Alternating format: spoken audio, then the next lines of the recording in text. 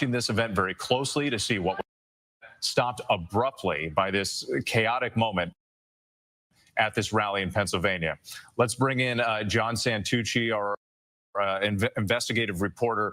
And John, you have very close contacts with the Trump family. What reaction are you getting from them? What are they saying about what happened tonight? Whit, it is absolute panic within Donald Trump's inner circle right now, frankly, Whit, because the lack of information. You know, as you mentioned right there to our viewers, Donald Trump has spent much of the weekend talking to potential vice presidential picks. Much of his family is not with the former president right now, but I can tell you what, from speaking to at least the president's eldest son, Donald Trump Jr., they do not know what has happened at Pennsylvania, and they are trying to find information. And that image, Whit, I can tell you multiple sources are telling me it has caused a great deal of panic. Obviously, as you mentioned, ABC News does not know exactly what happened at the rally, but that image of what appears to be blood running down the president's face has caused significant alarm. And look, we should note, Whit, that, you know, look, Donald Trump, for many years when he was campaigning, I know in 2016, from his first campaign for the White House, always took extra precautions, you know, like has talked so greatly about the Secret Service, feeling protected, having them around him. You know, when he, of course, started his campaign before Secret Service protection, if we reported at the time, Donald Trump wore a bulletproof vest. You know, he was very, very cautious about his safety. So I think just the fact right now that there is this panic right now, which again, I should stress, is not with him in Pennsylvania. They are over in Milwaukee or making their way to the site of the convention, which, as you well know, beginning in less than 48 hours. And John, also, as you know, and you've talked about over the years, Donald Trump thrives on these massive rallies. This is a hallmark of his campaigns, and it's been that way for years. The more the merrier. I mean, he'll pack tens of thousands of people into a venue. And I've been to them before. You've been to many of them. Security is extremely tight. It is hard to imagine, you know, something like this playing out at an event like that. Talk about some of the security precautions that you're aware of at events like this one. But I can tell you from any one of these rallies, Secret Service is intense. Everybody is going through a magnetometer. Think about when you go to the airport. Anybody that has a bag, your bag is inspected. If you have any liquids, they sometimes would make you pour them out, almost like boarding an airplane. That's what everybody at home should be thinking about. Right?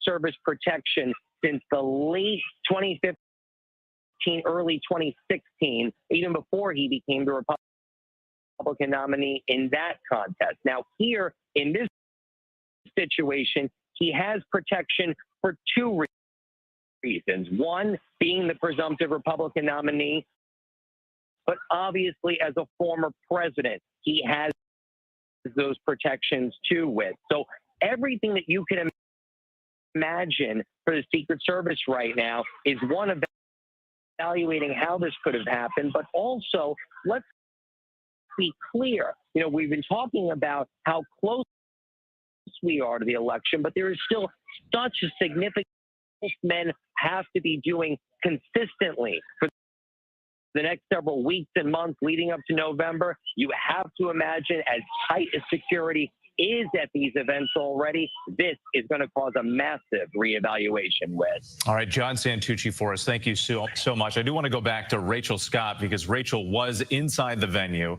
She was reporting for us right here on World News Tonight. Then we got the reports of this incident. Rachel stayed with us for a while and then was escorted outside the venue. Forgive me one more time. My producer's talking in my ear. What was that? We do have a statement from the Trump campaign right now. Bear with me. I'm seeing this for the first time. We're told that President Trump thanks law enforcement and first responders for their quick action during this heinous act. He is fine and being checked out at a local medical facility. More details will follow. Again, that's from a Trump spokesperson. If we can go back to Rachel Scott. Rachel, I think you've been escorted outside. What are you seeing right now? We're still in the process of actually making our way outside of this rally. At these rallies, there's so many people that oftentimes we don't get enough cell phone signal. And so now we have moved past one perimeter in one area. Now we are moving out to where we came in. We're passing by different areas where they were checking us in. At this point, we're with a number of Trump supporters who are also trying to leave this area. Secret Service is trying to clear this scene so they can continue investigating exactly what happened during this rally. And so we are clearing out now. We're heading back to our vehicles among, I would probably say, at least 100 or so Trump supporters who are also making their way out. I will tell you just candidly, talking to Trump supporters as they were leaving, and people were waiting around asking what happened. People were checking on each other, asking if they were okay. You know, you did have people that dove to the floor, that shielded themselves, put their hands over their head, were trying to cover their loved ones when they heard those popping noises. And so people were visibly shaken up. So it's understandable that some of the people wanted to hang back a little bit just to gather themselves before they eventually moved out. So Secret Service now pushing all of these people back toward their vehicles right now to completely clear this area. And still just a very chaotic scene that is still playing out here just right where the former president's rally was. All right, Rachel, thank you. Let's go back to John Carl again in Milwaukee ahead of the Republican National Convention. But John, you also have a statement from the Secret Service here with just a little bit more detail about what may have happened. A little bit. This is a statement from the spokesperson for the Secret Service saying an incident occurred the evening of July 13th at a Trump rally in Pennsylvania. The Secret Service has implemented protective measures, and the former president is safe. The former president is safe. This is now an active Secret Service investigation, and further information will be released when it's available. So we have now the word from a Trump campaign spokesperson and from the Secret Service. The threat environment, as we heard in an interview with the head of the Secret Service just a short while ago on This Week, the threat environment is as bad as it has been. Obviously, we hear it in the divisive rhetoric in this country, the deep divisions, but the threats, the actual threats, are as high as they have ever seen it. And at a time when the Secret Service is stretched thin. I mean, this has been an ongoing issue. There were investigations, congressional investigations that go back to the second half of the Obama administration, warning about the Secret Service and the challenges it is facing in terms of personnel, overtime, demands, the threat environment being as high as it is. So this is the kind of thing that frankly, security personnel, Secret Service has been worried about with every public event that happens in this campaign. Not just the Trump rallies, the events involving family, and the events involving the current president of the United States, President Biden. And John, and it's not just the Secret Service when it comes to these events. And you can see it as we're looking at some of this video play out. You have the Secret Service crowding around the former president, obviously like a human shield protecting him. But then you have law enforcement officers from different agencies. We see some in tactical gear that are always at these events ready to go, and how they're responding. And it just really highlights the chaos of the moment as these officers with long guns on the stage are looking around, pointing the guns out into the crowd, not knowing what's going on. And to your point, you've reported on this. I mean, going back to January 6th and beyond, this idea that the threat level is so heightened right now in this country with the division and polarization that we're seeing politically. And we're still getting more information in, and we have heard now from the White House poll that President Biden has received an initial lead in terms of protecting. All right, guys, y'all make sure y'all hit the like button on the way out, on the way in. We're gonna get back to the content, guys. But remember what we up against. We up against them Democrats. Yes, we are. So what's on your mind? Oh, Madam VP Harris, I'm worried about the election. Women's reproductive rights are on the line. Our Supreme Court is on the line. Our basic freedoms are being tested, Madam VP.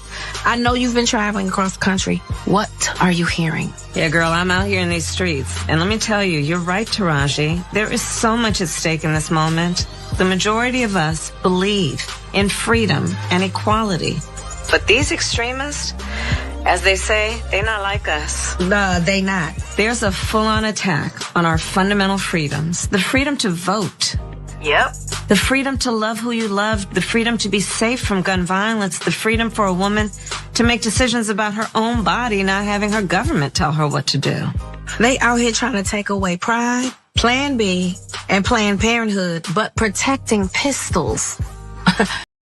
And they just mentioned everything that the devil pushed forward. And Trump is the radicals that they talking about. And it's sad, bro. They're cheat in the voting, and they're also trying to assassinate the man. Why is they so adamant at not putting this man in the chair? Like, this is crazy. These attendees, let's pump this back up and take a listen. When I went back.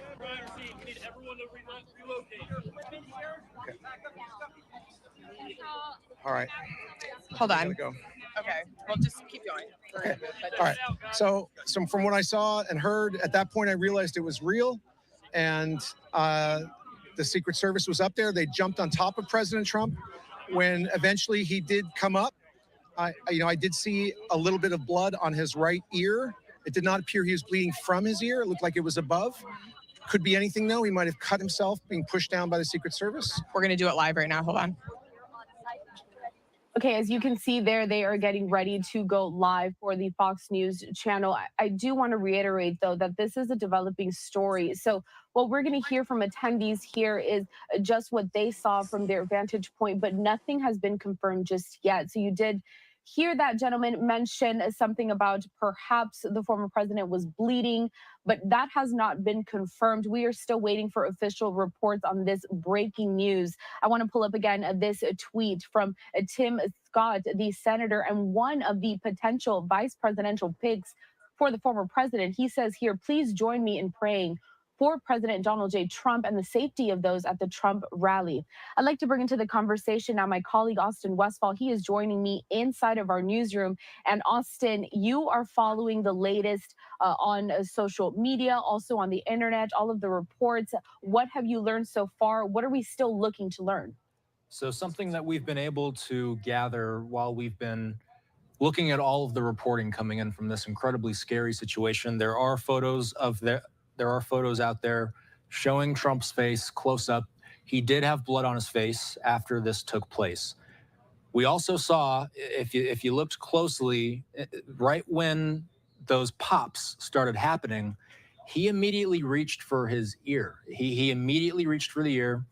He went down, Secret Service tackling him, jumping on top of him, protecting him, and then he came back up, and that's the same side of his face where there appeared to be blood. And obviously Trump at that time was holding onto that side of his face, eventually giving a fist to the crowd as he was whisked away by the Secret Service. The Associated Press says that his motorcade has left the venue. His condition is not immediately known. We did see him say, as soon as he got up, he asked for his shoes. He was immediately whisked away by the Secret Service, as we said. The Secret Service really dogpiling on him and then protecting him from just about every angle imaginable. We're working our news wires here to see what new information is coming from this very fluid situation. He was showing off a chart of border crossing numbers when those bangs initially started flowing out. Trump was immediately seen reaching with his right hand toward his neck. And then, as we mentioned, as soon as he stood up, there did appear to be blood on his face. And it is of note, Carell, that we saw immediately when those pops started happening, we saw him reach for that side of his face. We're still waiting for any type of confirmation figure out what exactly happened here. Obviously, everybody on the scene, shocked, frightened as this was happening. President Trump was at this Butler, Pennsylvania rally running about an hour's time late, and then eventually he came out.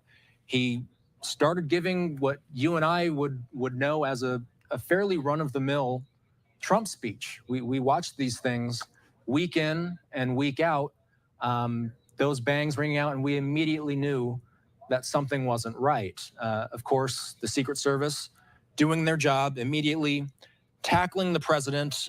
There's a lot of speculation out there as to what exactly these pops were.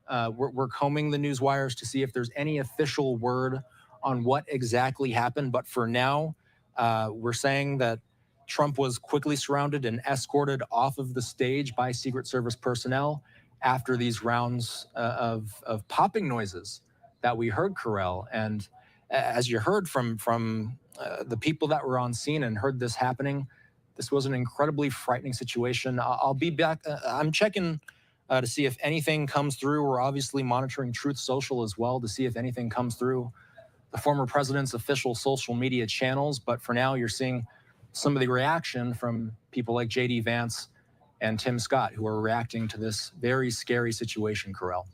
And Austin, I know that you're going to be on standby here. Like you mentioned, you're going to be checking social media, the internet, just trying to get all of the latest information on that. So we're going to check in with you in just a little bit. In the meantime, I do want to get out to some of that reaction, though, that is continuing to pour in on this day as we follow the breaking news of popping noises heard at a Trump campaign rally over in Butler, Pennsylvania. Take a look at this. We do have J.D. Vance here speaking out on Twitter, another potential vice presidential pick for the former president. Here he says, everyone join me in praying for our President Trump and everyone at that rally. I hope he is okay.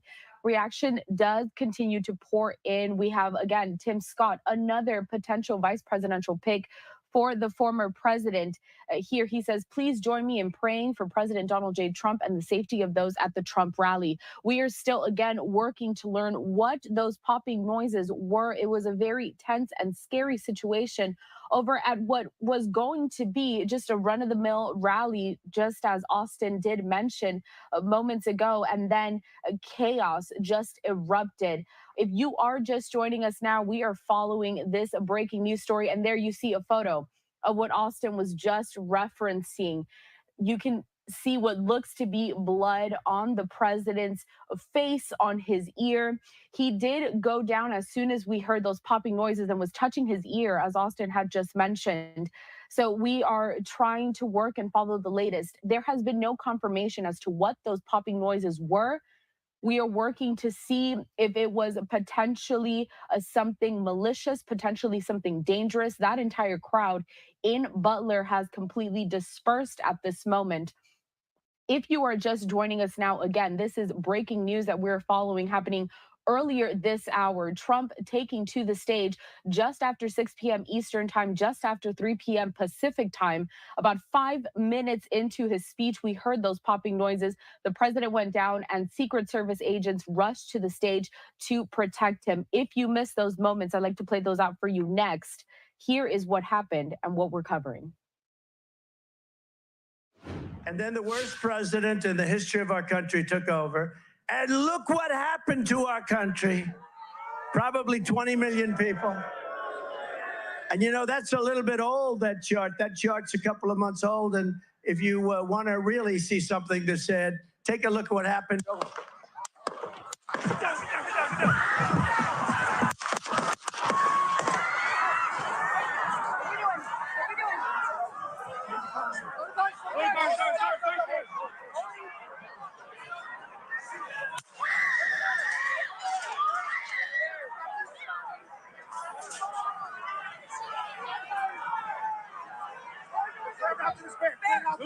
Hold, when you're ready, on you. Ready, move, move. Fair use, for educational purposes only, for entertainment purposes only. You ready? Are we good? Shooters down. Are we good to move? We're clear. Let's move. We're clear.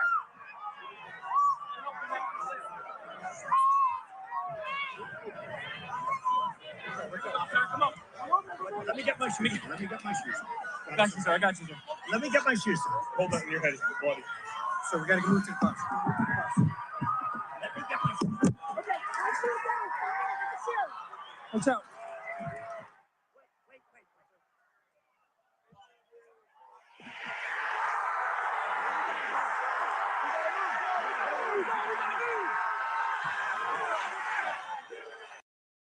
Yo, my boy Trump. Yo, guys, y'all know we emotional intelligent over here, yo. I love Trump to death. But man, if this wasn't some shit straight out of WWE, Trump, get that definitely was a air rifle. That was a paint gun. That was some darts, some red darts. Get the yo, Trump, we got our vote, Trump. You got our vote. You ain't I get it. You gotta do all that sometimes. You gotta do the most because they out here doing the most. You see them, they out here doing the most. But Trump, if you don't get your ass up. So what's on your mind? Oh, Madam VP Harris, I'm worried about the election.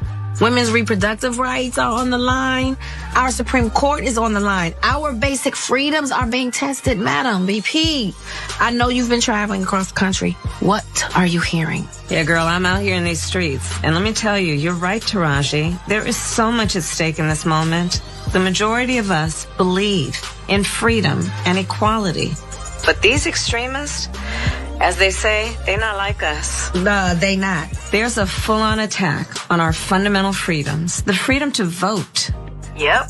The freedom to love who you love. The freedom to be safe from gun violence. The freedom for a woman to make decisions about her own body, not having her government tell her what to do. They out here trying to take away Pride, Plan B, and Planned Parenthood, but protecting pistols. If you ask me, they pushing the wrong P's. You don't speak like that. Shut up. I don't know. Maybe some people respond well to the obvious code switching and pandering. Yeah, right? no, that was vomitous. Out here in these streets and they not like us. Isn't she Ivy League educated? She's a vice president. But she's out here in these streets, okay? Yeah, what streets? You were in a very plush studio. What streets are you out in? Okay, and have you ever seen Kamala Harris in the streets? Have you seen her in any? I haven't seen her in any streets. What are you talking about? They not like us. Is that how you speak when you're at a debate? Is that how you speak when you're in front of a convention? Good morning, AIPAC. Good morning. What an honor. No, we must stand with Israel. So I'm not going to sit here and say I'm going to do something that's only going to benefit black people. No, which is why I support the United States commitment to provide Israel with $38 billion in military assistance over the next decade. So I'm not going to sit here and say I'm going to do something that's only going to benefit black people. No, I support full funding for Israel, including for the Arrow, David Sling, and the Iron Dome missile defense systems, which save lives. So I'm not going to sit here and say I'm going to do something that's only going to benefit black people. No. And that's why I am fully committing to maintaining Israel's qualitative military edge. So I'm not going to sit here and say I'm going to do something that's only going to benefit black people. No. I stand here clear-eyed about the dangers of division in our country and in our world, understanding why a state for the Jewish people is so essential. Do you support reparations for black people? No. So what's on your mind? Oh. Girl, bye. How they say, girl, bye, yo. We giving our vote to Trump. You're not gonna use us this year. You're not fitting to use us. No, man. But Trump, if they could play dirty, Trump, then fuck it, you can play dirty too. So we gonna sit back as Goodbreads and just watch this entertainment. But do understand this is pure entertainment. Don't you dare attach your emotions to this foolishness.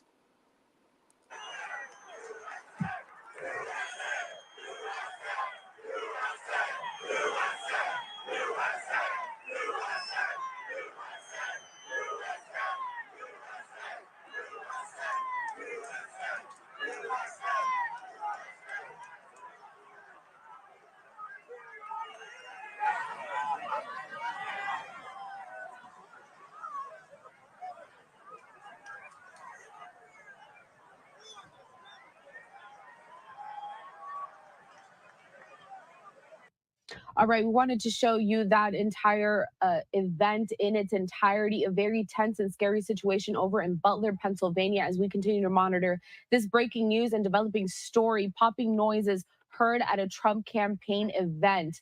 We have more reaction pouring into the newsroom. I want to take a couple of more tweets here. First up, we have the Texas Governor Greg Abbott. He says this: they tried to jail him, they tried to kill him. It will not work. He is indomitable. We do have some more reaction here. Speaker Mike Johnson praying for President Trump.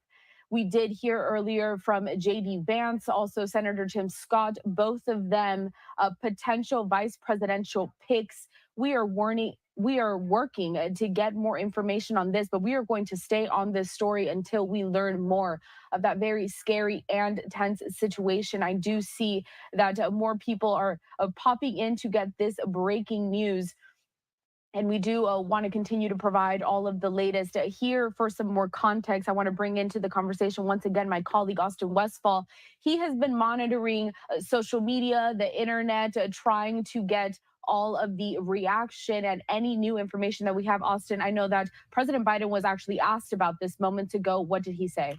The White House press pool that travels with Biden was covering him as he was leaving Mass in Delaware. Biden was asked if he had been briefed about the incident. Biden simply responding, no. That is the only thing we've heard from Biden's camp so far. That's the only thing we've heard from the White House press pool so far. We've seen House Speaker Johnson posting on X that he's praying for Trump. We're seeing a number of high-ranking lawmakers who are sending their prayers to the former president at this time. We're also, and there we have Speaker Johnson chiming in on X. We're still working to gather details about where this goes from here. We do know that the Secret Service and other law enforcement agencies have not immediately responded to messages from the Associated Press. We know that police began vacating the fairgrounds shortly after Trump left the stage in what local officers described as a crime scene. The crowd, as you saw, was cheering Carell as soon as he got back up and pumped his fist.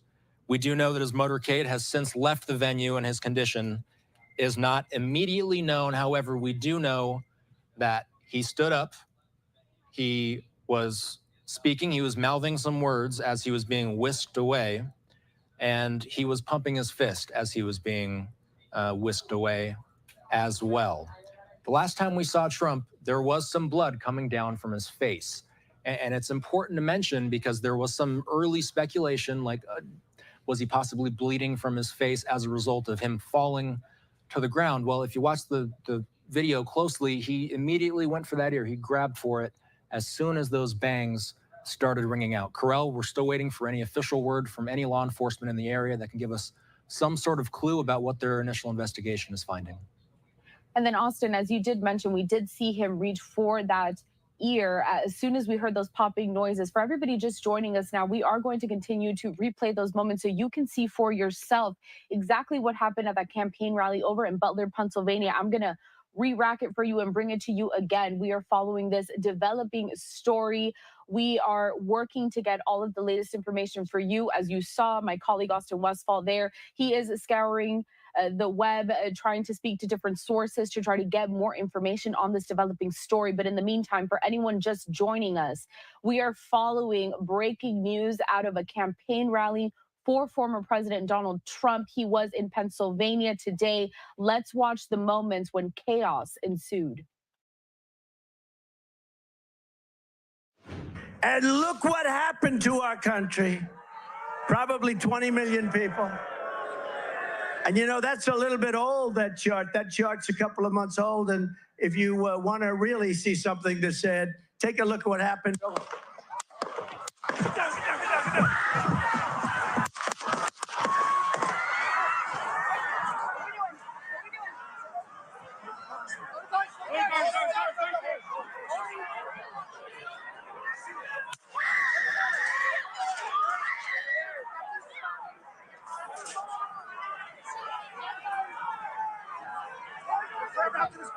Move it there. Hold. When you're ready. On you.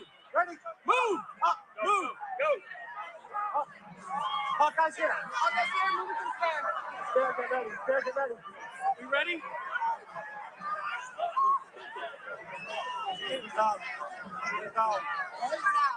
we good? Shooters down. Are we good to move? We're clear. Let's move. Let's move. We're clear.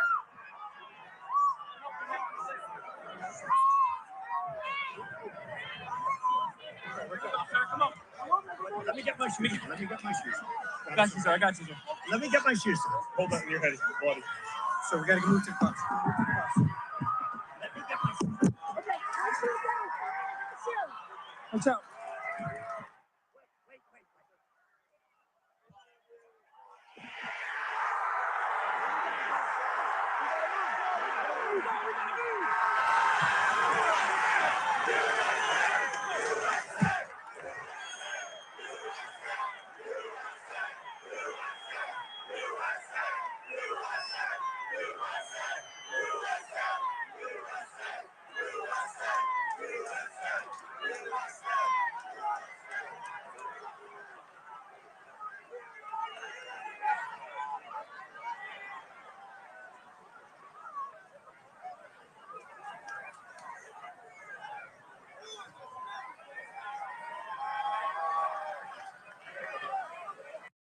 All right, I'd like to bring into the conversation now a national security expert, Hal Kemper. But Hal, I know that you were also worked closely with terrorism. You've also worked with the Secret Service. You were watching this very closely as we all were here in the newsroom, this developing story, very tense, chaotic, very scary for everyone involved.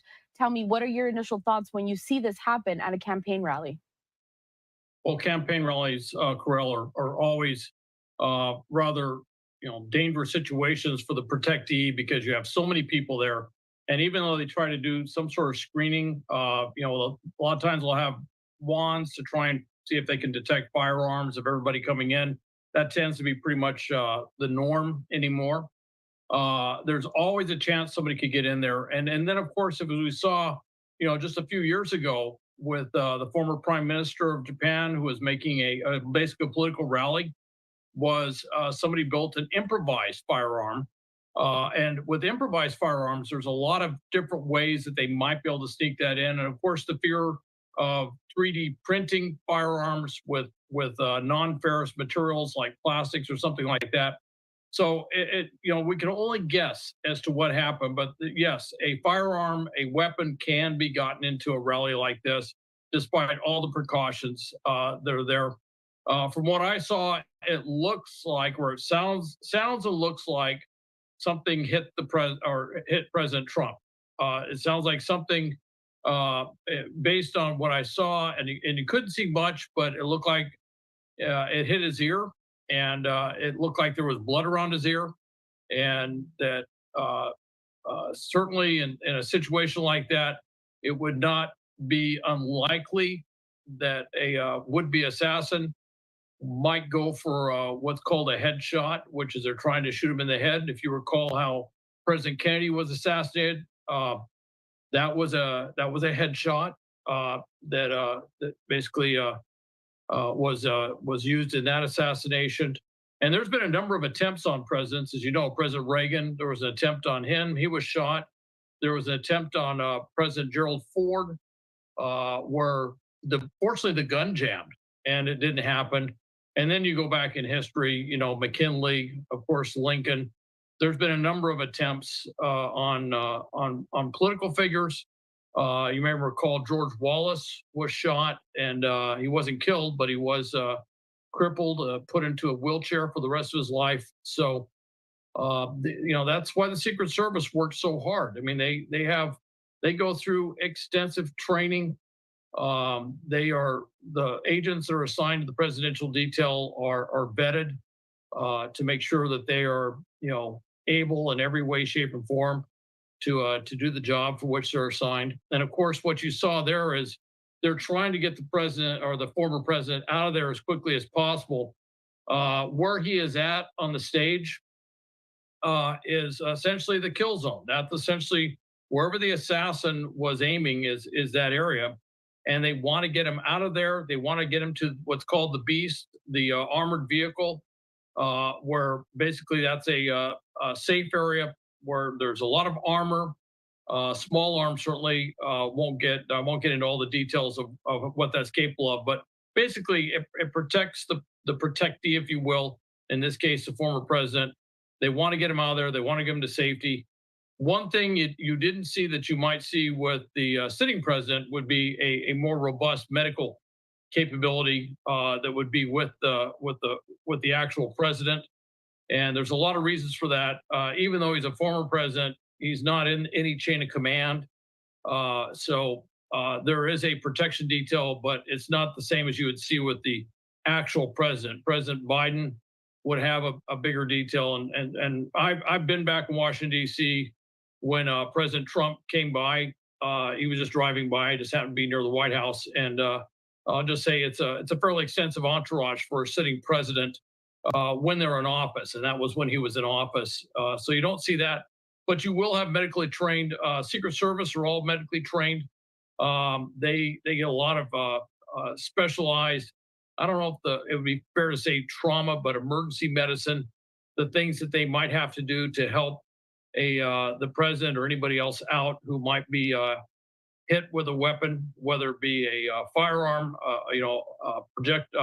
bullet, if you will, or an improvised explosive device or anything else that might hit the protectee. They get a lot of training in that. But if you look here, when you see when Secret Service gets up there, first they're shielding him. They get around him. They're all wearing vests. So basically, they're using their vests and their bodies to protect President Trump. And then what they're doing is once they have assessed that they can move him out of the situation, they're getting him out. Now, one of the things, it's a political rally. And I think President Trump's first instincts were to show the crowd that he was all right, that he wasn't, that the would-be assassins or whoever had not won the day, so to speak. And so there was a little bit of a struggle, I think, with the Secret Service agents to get him to stay down, so they can get him out of harm's way and into the vehicle, into the armored vehicle. So he can be rushed out of the scene. Al, we're going to keep you on here, of course, throughout this developing story that we continue to follow. But I'd also like to bring into the conversation my colleague, Austin Westfall. He is following along here inside of the newsroom and trying to bring some more commentary into this. He is looking for all of those latest developments. Austin, I know that you have some new news to provide for us here. If you would like to bring us the latest of what you've learned. We have some positive news coming from Trump's campaign. His campaign saying in a statement that he is, quote, fine after being whisked off the stage at a rally in Butler, Pennsylvania after those apparent gunshots rang out. The statement from their campaign says that President Trump thanks law enforcement and first responders for their quick action during this heinous act. That's according to a spokesman on the campaign. It continues saying that he is fine and is being checked out at a local medical facility. More details will follow. We also have heard from the Secret Service for the first time saying that the former president is safe. We're also getting in from the White House press pool that President Biden has received an initial briefing on the incident at former President Trump's rally. Jackie Heinrich saying such. So my question for Hal is, where do we go from here? Where does the investigation go from here, Hal? What are they just starting? And I presume this will be a very lengthy investigation.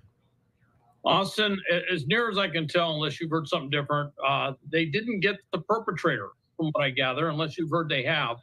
The last I heard, they had not. So the first thing they're going to do is they're going to basically contain the scene. Obviously, they're going to see if anybody else was injured, hurt, whatever it is. But they're going to try and gather evidence, but they're also going to detain anyone who's there. An assumption they might have, which would be a good assumption, is that the perpetrator or perpetrators could be in the crowd. That did sound, and you can only tell so much from the audio that we have from the cameras and everything. It did kind of sound like it might have been a small arm, like a pistol or something, or some smaller improvised device. It didn't sound like it was something, and I may be wrong. It could just be the audio the way it is, but it didn't sound like it was a sniper rifle, if you will, from a long distance or something like that. We will learn more as this thing's unfolding. I may be completely wrong. It just may be the way the sound traveled or whatever. But it did sound like it was something smaller up close. And if that's the case, then whoever did it was right there. But it could very well be that somebody had some sort of weapon. They may have dropped the weapon and tried to get away from it to try and distance themselves. They may have taken precautions to avoid having their fingerprints on the weapon. They could have done a lot of different things if they were planning on getting away. You know, in most cases where someone tries to do something like this, a would-be assassin of a former president or a president, they usually, historically speaking, don't see it as an opportunity to get away, if you will. Although, with that said, President Kennedy's would-be assassin, or at least the alleged assassin, Lee Harvey Oswald, did get away from the book depository, and they caught him later in a theater. So he had actually basically moved away from the entire scene, and he left his weapon. Depending on which conspiracy theory you think of with JFK, but the weapon was left in the book depository. Did not try to take the weapon with him, and it could be very well in this case that whoever used that weapon, used it. It sounded like there was more than one shot. There was multiple shots, and could have very well just left the weapon there. And that's something that Secret Service and law enforcement will be going through, collecting evidence, find the weapon, try and find the perpetrator. I wouldn't be surprised if somebody's talking about doing some sort of tests on everybody's hands and stuff. They can pick up gunpowder residue or something like that, just to figure out who was responsible for this. This is a pretty high-profile incident, and so they're going to be pulling out all the stops to try and figure out who did it. And obviously, the Secret Service absolutely has a mission imperative to find out who did this, because not only are they looking at this, but one of the things they're going to be looking at is there going to be more than this? One of the things the Secret Service, from a threat assessment standpoint, is this a one-off, or is this part of a broader conspiracy? In other words, could they try something on the president? Could they try something on the vice president or some other high-profile member of the cabinet or some other high-profile political figure? Could it be a broader conspiracy? These are all things the Secret Service and others, and I won't get into it, FBI, others, are going to be looking at very closely to try and figure out just how big is this? Is this a lone wolf individual, which is what we all kind of lean to thinking it might be, or could it be something more? And right now, I don't think they have the answers. All right, Hal, we are just hitting the top of the hour, just after 4 p.m. on the West Coast and just after 7 p.m. on the East Coast. Austin is going to be standing by with us here, going to be providing more context. Austin, we will bring you in just a little bit as you continue to learn more. Hal, stick with us. But because we have just hit the top of the hour, I do want to re-rack that entire scenario, that scary situation of this popping noises heard at a campaign rally for former President Trump over in Butler, Pennsylvania. If you are just joining us, we did carry it for you live. It happened just after 6 p.m. Eastern time, about 5 minutes into the former president speaking. Let's watch as this entire chaos unfolded. And look what happened to our country. Probably 20 million people. And that's a little bit old, that chart. That chart's a couple of months old. And if you want to really see something that's said, take a look at what happened.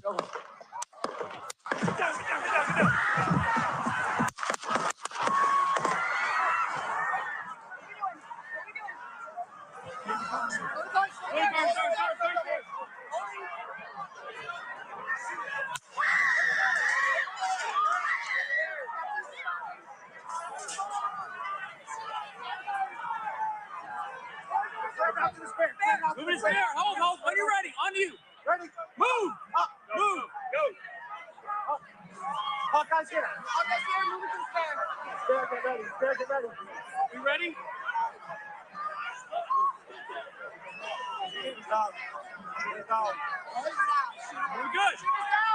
Shooters down. Are we good to move? We're clear. We're clear. Let's move. We're clear.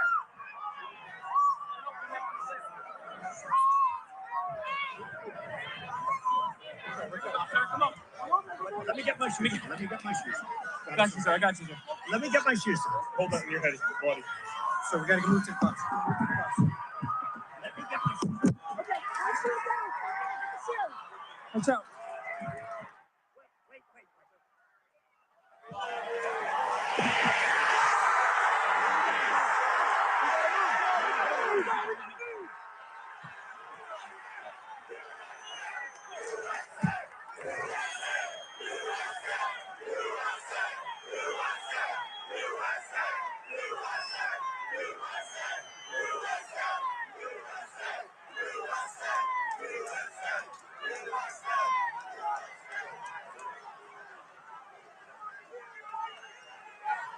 All right, watching there the very scary moments at the Trump campaign rally from earlier today over in Butler, Pennsylvania. The former president being escorted by Secret Service, being escorted inside of the motorcade there, trying to And get look to what safety. happened to our And we are going to continue to show you more of that scene a little throughout this evening. In fact, as we continue to learn more on this developing story, I do want to bring up a tweet right now as we continue to learn more. This is from Meredith McGraw, but just in from the Trump spokesperson.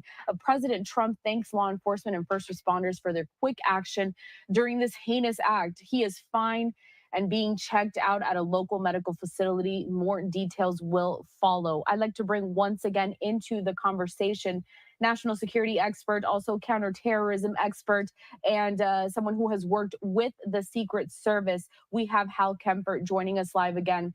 Hal, as we continue to re-rack the situation and try to learn exactly what happened, I'm going to go ahead and play out all of those scenes, and I'd like you to describe to our viewers what we're seeing here in terms of the response from Secret Service agents, and also those popping noises, what they could have possibly been. I know that you described where that could have come from as we still learn from this investigation.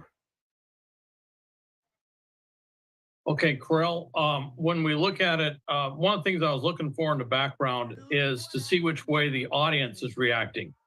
Okay, you see where he's standing. He's a little bit off to the right. Now look where he's looking. Okay, see he's looking off to his right. Okay, and let's watch him. All right. So and that's where you see he reaches up to his ear. I don't know for sure, but it may have been he got a shot that came from his right, and that may have been what got his ear. And one of the things I'm looking for, if you watch this scene, you see Secret Service immediately rushed up. They're saying, duck, duck, get down. They got him down low. They got him out of whatever line of sight a possible shooter might have been in. They don't know, clearly here it doesn't look like they know where the shots came from. But as it pulls back, look to what's our left, on the left side of the screen, which would be to President Trump's right. Do you notice everybody's kind of looking off to the right out there? I'm wondering if they heard something or saw something. You know, instinctively, and keep in mind, acoustics in a situation like this, they bounce around. You're never 100% sure. It could be they heard an echo effect, but based on where his head was and where his ear was, when he reached up to his ear, it could have been that the shot came from his right. And it could have been instinctively that some of those behind him immediately turned that direction because maybe that's where they thought they heard the pops or the sound coming from. With that said, maybe it was a weapon that was further out. Maybe it was something that's not in the crowd. It's too early to tell. Again, I would say they're going to freeze the situation. They're going to collect evidence. They're going to be talking to everybody there. They're probably going to be doing some sort of check to see if there's any residual residue, gunpowder residue on anybody's hands, coats, whatever, to try and figure out if there's a shooter within the crowd. But I do find it interesting that he was literally turning off to the right. He reaches up to his ear. That's where, we saw blood later. and then you saw people standing behind him instinctively start looking to the right. And of course, the thing you see today that you wouldn't have seen, say, way back, is everybody grabs their phones and they're going to be looking out there. And that's another thing that investigators, Secret Service are going to be trying to do, is to look at everybody's phone. Everybody was basically doing live action motion video and audio, that was out there. You see that immediately. Certainly you see it before the shot or the shots, and then you see after the shots. I mean, literally people are popping up with their phones up. And I can tell you that that's something that they're used to now. Years back, if somebody popped up holding something like that in their hand, you might see an overreaction by law enforcement, because they would say, it's like, what is that? They might mistake it for a weapon.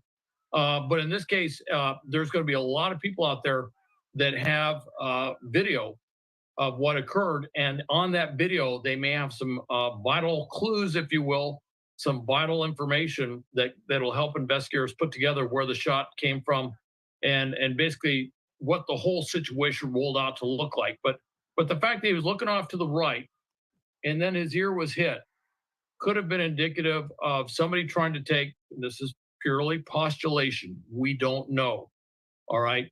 Could have been somebody trying to do what would we call a headshot, all right?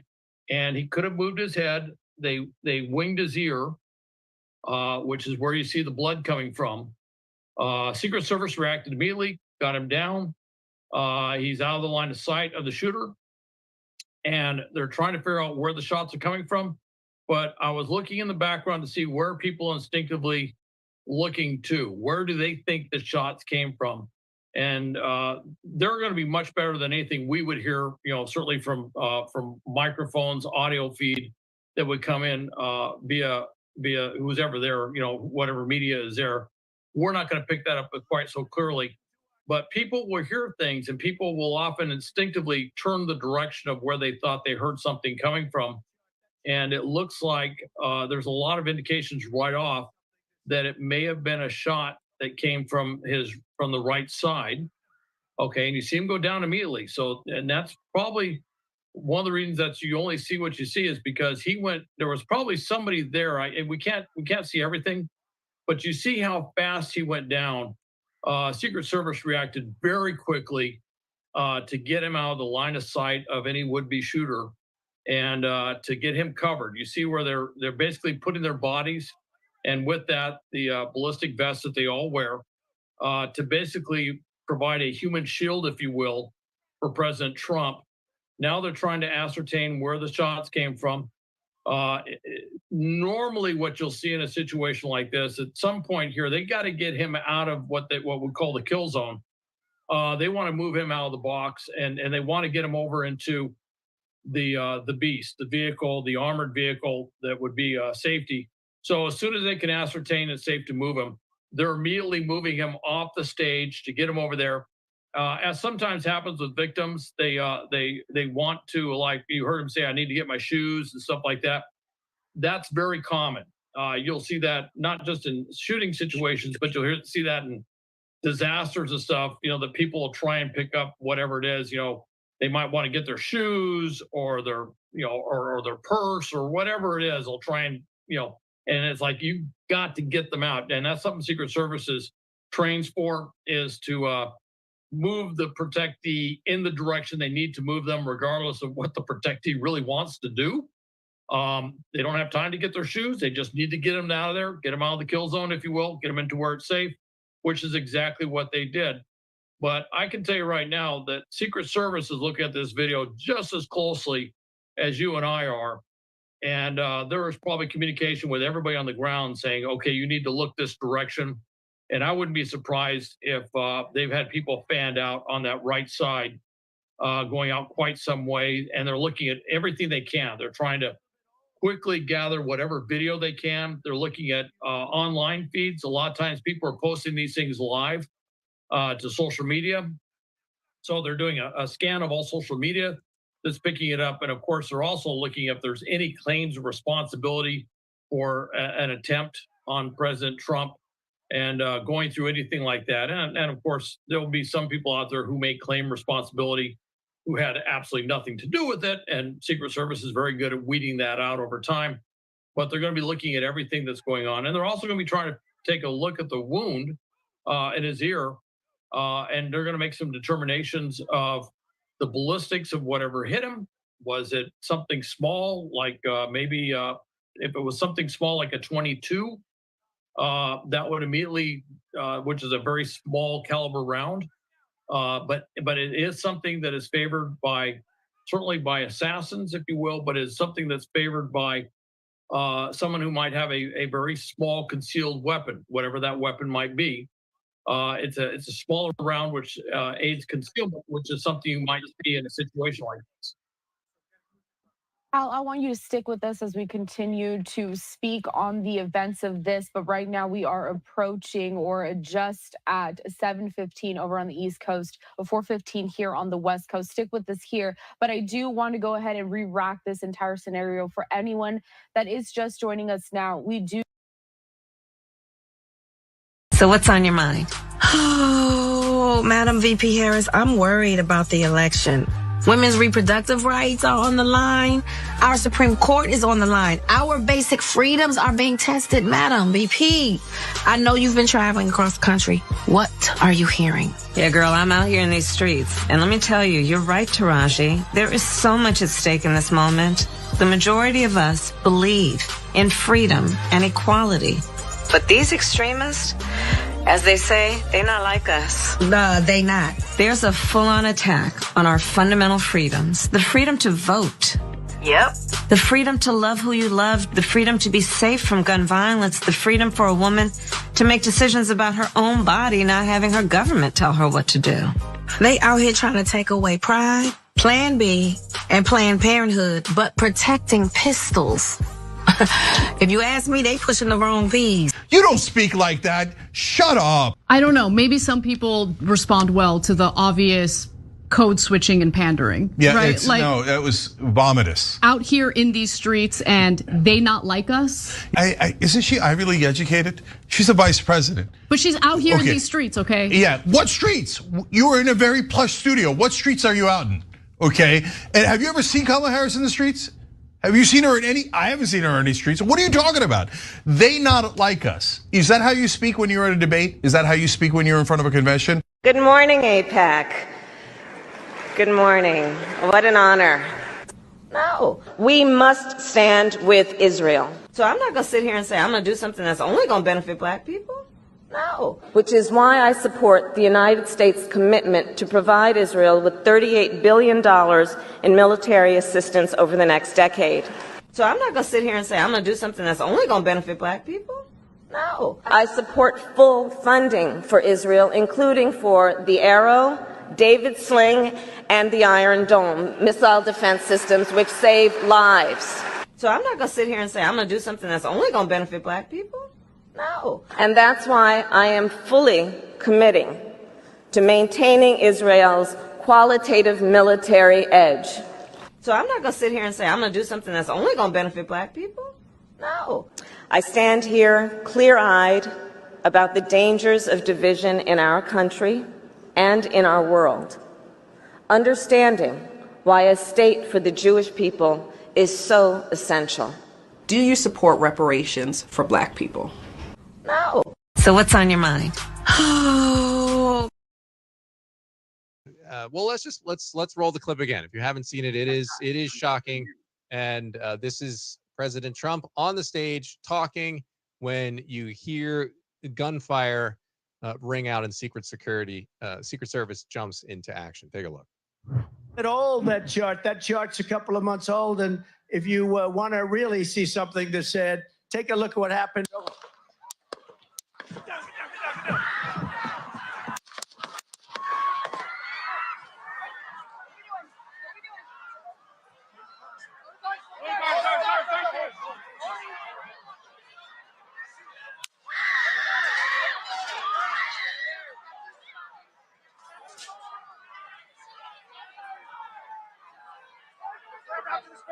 Move it there. Hold. When you're ready, on you.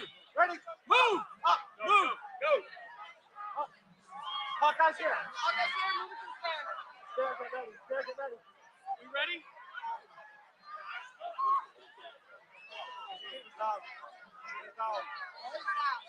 good?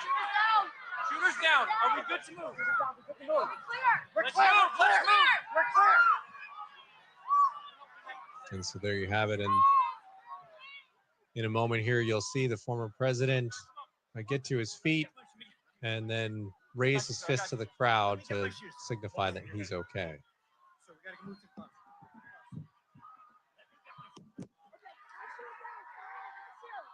Watch out.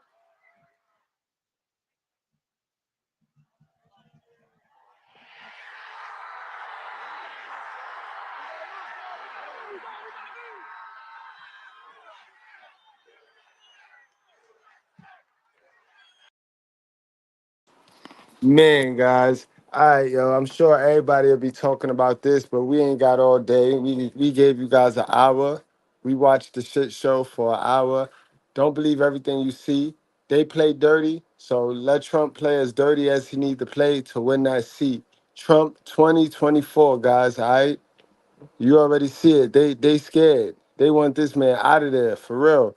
Beautiful, beautiful acting, beautiful job, Trump. You know what I mean? So far, nobody is hurt, YouTube. Nobody is hurt. So this was just as good as an action-packed movie right here. So, guys, y'all wrap up, strap up, drink responsibly. Do not play with your life.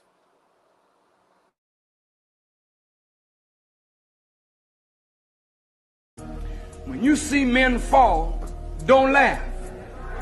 Learn. Learn. Because you're on your way up. And the things that tempt people to fall, you and I are not free from that temptation, nor from the weakness that will cause us to stumble and fall. When you laugh at somebody else's fall, white or black, rich or poor, your enemy or your friend, you are laughing and opening a way for your own demise when you do that. Because to laugh and not learn, to make mockery and not to understand, is to make the same mistake yourself. Did you hear me?